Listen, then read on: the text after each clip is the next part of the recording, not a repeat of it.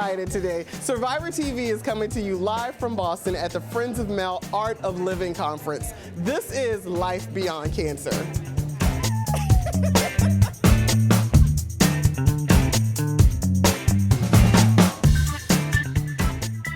Welcome to Survivor TV. I'm Tamika Felder, and I'm here with Survivor Allie Teachworth and her sister Mercedes. Today we're talking all about the love of sisters. So Allie, tell me a little bit about your Survivor story.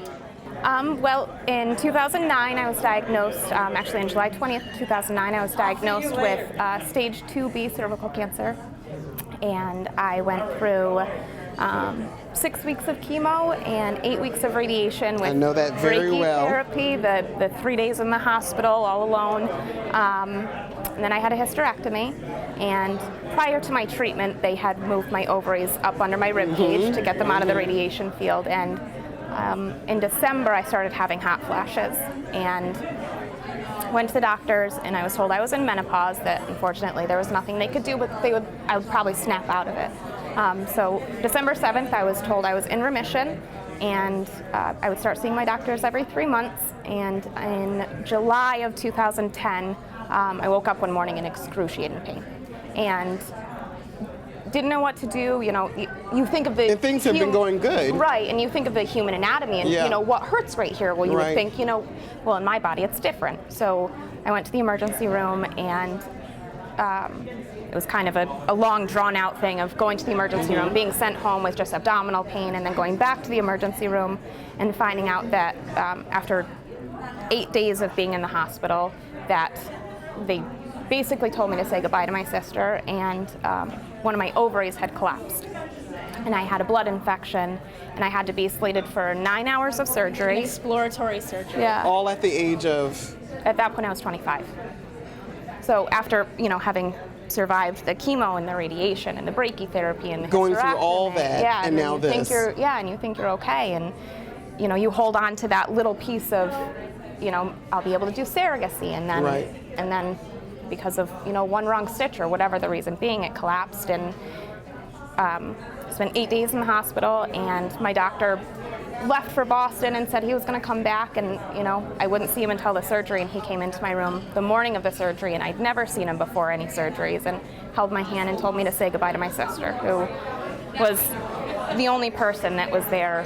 I mean, every chemo treatment, every surgery, every day in the hospital that she could be with me, she was there. At that point she had stayed in the hospital 8 days, sleeping on the floor next to me, and they wheeled me down for a 9-hour surgery, and 45 minutes later the doctor went in, and they had just had to remove my ovaries and the infection at that point. And that's so difficult. So lonely. Yeah. But yet you had your sister there. I think there are so many, we had faced obstacles together before that, so I think that kind of gave us a little bit of a course of what to know how to do and how to stand by one another. But you go into that survival mode, and the minute you hear that diagnosis, you think of television shows and books that you might have read, and so you think of no hair and puking. Right. But the reality of cancer is nothing like that. Especially with the chemotherapy that she was on, it wasn't just as simple as a hair loss. So and I think it's so important to talk about that, because I think now with, you know, cancer is popular now. Before it wasn't. You got cancer, it was a death sentence. Now there are TV shows based about cancer, there are movies, there are songs. You know, there are more and more celebrities coming out talking about it. And the reality is, cancer's not sexy, it's not pretty, and it's not fun. Yeah. You know? And I think that was one of the hardest trials for us, is you kind of hang on to the predictability of what it is that you do together. So just packing the bag for chemotherapy, like those routines became the only constant in our lives, because everything else was not guaranteed. So knowing what type of nuts to bring and what magazines were going to get you through chemo, and knowing... Because those things are crucial. Those are, you know, can make or break a day. Absolutely. They can. And when that's, I mean, it's truly, when you walk in and maybe it's not your normal chemo nurse, that's devastating. Because that nurse knows you. They know what triggers you have, you know, what you need to get through. My nurse nurse, the first day, my first chemo treatment, I hadn't really cried at that point. I had kind of turned it into a joke. I named my tumor. She sang karaoke on Thursday nights. Like, I made it a big joke. Yeah, and that was my way of dealing with it. And then my first chemo treatment, we went in and we sat down, and my nurse came up and she put her hand on my leg, and I lost it at that point. And that was when the reality finally sunk in, and I was looking around at all of these people that were so sick. And there was so much older. I mean, we were an island in the world of cervical cancer, and you get the sympathy looks of like, oh, and it's like that angers you, and because we definitely didn't match the rest of the chemo patients there and their significant others, because it was a lot of older women and their husbands. Right. And here we were, 24 and 27, walking into a chemo room together.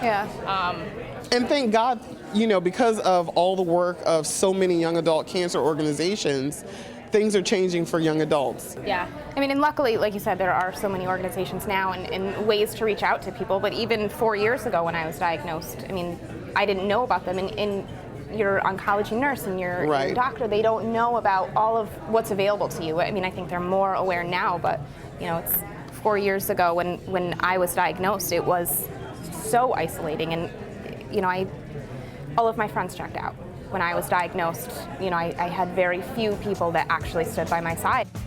And then people resurface for, like we've talked about it, like the glory moments, when they get to be there for a specific amount of time. We have to be at the hospital at 6 a.m. for your surgery. We will be done by 3 p.m. And they're there because that's a finite period of time. Right. But it's like when those desperate moments of crawling into bed next to you and letting you cry and telling you, what, you're going to wake up tomorrow morning and we're going to be okay. Or spending a Sunday night brushing her hair and painting her nails, because you know what? Chemo that week really sucked. And I see how real it is for you. I see how emotional you're getting. Yeah. Because I feel the same way. When I talk about it, I relive it. People often talk about, pulling the Band-Aid off. And I feel like you survived cancer, but you never live another day without it. Right. It's always a part of your life. It's a weekly, if not daily, conversation still for us. And we're going on almost 5 years. 4 years in December, But Mercedes, what was it like for you? I want to hear from your point of view, truly watching your sister go through this. Were you scared that she was going to die? Some of the hardest conversations we had were the conversations on the ride home about what happens if. We lost our dad at pretty young ages, so it's really been the two of us together. So that was, I think, the hardest moment. And I said I wasn't gonna cry. That's okay. This is what this show is about. Cancer is real, and what we go through every day is hard. It's so hard. And if there's sisters out there now and you're feeling how you feel, I want them to know that they're not alone, that they can use this vehicle and I can put them in touch with you. That's what this is about. So never think that, I just don't want to cry. And it's like you don't want to cry because you feel like you're always crying. But the truth is, those tears are cleansing. Right. No, I think there were a couple of really hard moments, and when she was first going in the first meeting with the radiologist, and we went through Yale, which is a teaching medical institute. So every appointment, especially in the early stages, there were students walking in, and the first one with her radiologist, she said, I want to do an exam, and she's my little sister, but she's also my little sister. I mean, she's tiny, and at that point, she was already getting smaller, and she was so strong, and she was like, I just need you to know I'm really bleeding. And here are these young students. I was at a teaching hospital too. Swabs, and they go to do the exam and they walk out because they can't. And I'm going, that's my little sister, and you're medical students. Like, this is your career, and you can't even handle this. Like, how are we ever going to get through this? Right. Then there were the instances of, it was one of those glory moments, and our mom had come to the brachytherapy, and they had inserted the rods. And at that point, I hadn't left her. I'd done one chemo treatment where I hadn't been because her boyfriend had wanted to go. And that was devastating for the two of us because it wasn't your routine. It wasn't what we were used to. It wasn't the right magazines or whatever, the right bag. And through so much of, with that being said, through so much of it, Mercy was my voice. She was, when I lost. And I think that's important. You always need a voice, because no matter how strong you think you are, you may not be strong enough to say what you need or to get through to the next thing. To remember all the meds, or to know, okay, we know we just jacked you up with chemo and steroids and a blood, actually chemo and steroids. So now you're going to walk this route and this route to go get your radiation, and you're going to come back for Blood a blood transfusion, transfusion. yeah. And you're like, okay, we're going to do this, okay? Right. Like, and how you're do you on do that pain alone? medication because Yeah. you know everything in your body hurts, and it's. So what advice would you give sisters going through a diagnosis? I think the first thing to remember as the patient is, at the beginning, I wouldn't say envious, but almost frustrated with Mercy when she was saying we are going through this, because I felt like I was carrying the weight. You know, Right. it was my diagnosis, and I didn't want her to feel like she had to carry the burden. So I think you have to remember as the patient that if you're lucky enough to have a sister that will stand beside you, you know, let them carry some of it, because you can't do it on your own. My second piece of advice would be that it's so easy to lose who you are and forget, you know, where you came from. And the one person in your life that will always know who you truly are is your sister. So when you are losing yourself, they're your safe haven to help you come back, to help you get back to where you really should be. And the third? That's really tough. I think it's okay to allow. I really tried so hard to be strong, and that was difficult. And so I think it's okay to let yourself. I didn't want to cry in front of her, and I didn't want to be vulnerable. Yeah. I wanted to let her know that I would be so strong. But I think when she was able to see that I was hurting too, that it made us even stronger, because I think she realized that together we were going to weather it. So I think it's okay to be vulnerable, and I think it's okay to go home and absolutely lose it and then pull yourself together for the next day. It's a long road, and it's one, I mean, we're 4.5, almost 5 this summer, 5 years out. And it's still every day. And I think at the end of the day, we've learned an important lesson, that together we're all stronger. So thank you so much for sharing your survivor stories with us. And this is Survivor TV. For more information, log on to our website at survivor.org, and we'll see you next time.